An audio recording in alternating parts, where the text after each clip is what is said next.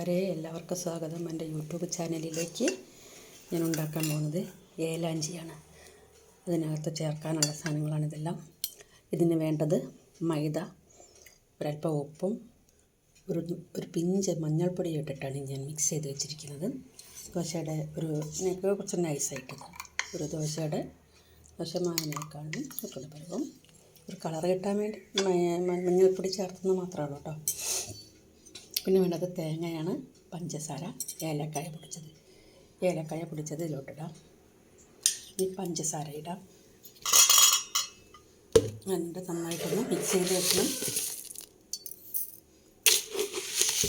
മധുരം കൂടുതൽ വേണ്ടവർക്ക് കൂടുതലിടാം.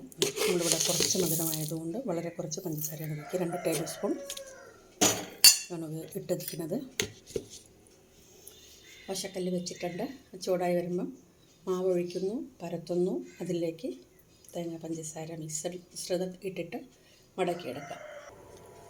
മാവ് ഒഴിച്ച് കൊടുക്കാം. ദോശക്കല്ല് ചൂടായിട്ടുണ്ട്.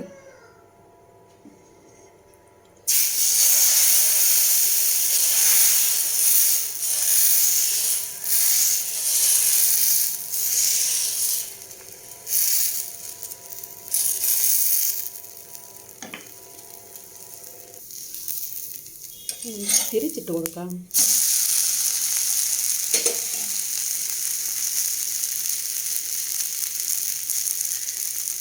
മറുവശം കുറച്ചൊന്ന് ആയിക്കഴിഞ്ഞാൽ തിരിച്ചിട്ട് നമുക്കതിനകത്ത് തേങ്ങ, പഞ്ചസാര, ഏലക്കായ മിശ്രിതം വെച്ച് കൊടുക്കാം.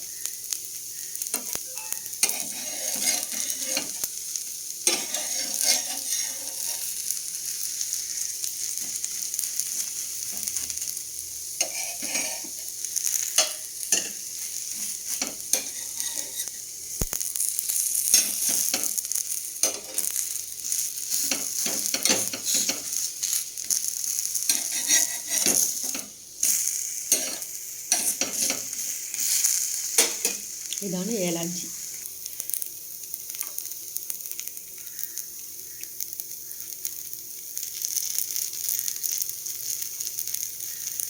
തേങ്ങ, പഞ്ചസാര അളവൊക്കെ അവരവരുടെ ഇഷ്ടാനുസരണം കൂട്ടുകയോ കുറയ്ക്കുകയോ ചെയ്യാം.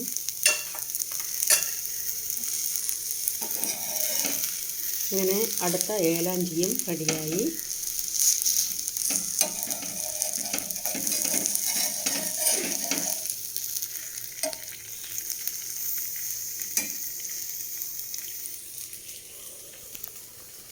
എല്ലാവരും ഏലാഞ്ചിൻ്റെ രുചിയൊക്കെ ഒന്ന് അറിഞ്ഞ ശേഷം കാണാം. Okay, bye. Thank you for watching. എല്ലാവരും ഒന്ന് സബ്സ്ക്രൈബ് ചെയ്യണേ.